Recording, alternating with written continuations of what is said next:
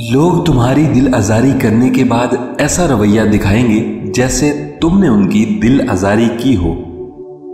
किसी को अच्छे अमल से दिली खुशी देना हजार सजदे करने से बेहतर है।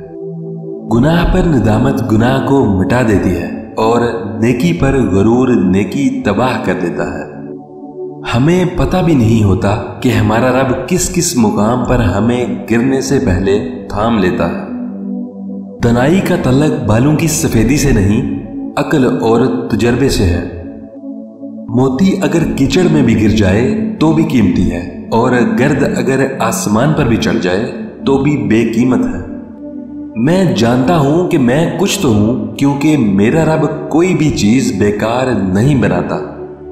दिल स्याह हो तो दाढ़ी के सफेद बालों की क्या बोकत। इंसान कब्रिस्तान में मुर्दों को सलाम कर देता है, लेकिन अपनी अना की खातिर जिंदा लोगों को सलाम नहीं करता। खूनी रिश्तों में जब दूरियां बढ़ जाती हैं तो अपनों की खबरें गैरों की जबानी सुनने को मिलती हैं। कमजोर हमेशा मौकों की तलाश में रहते हैं, जबकि बाहिम्मत इंसान खुद मौके पैदा करते हैं।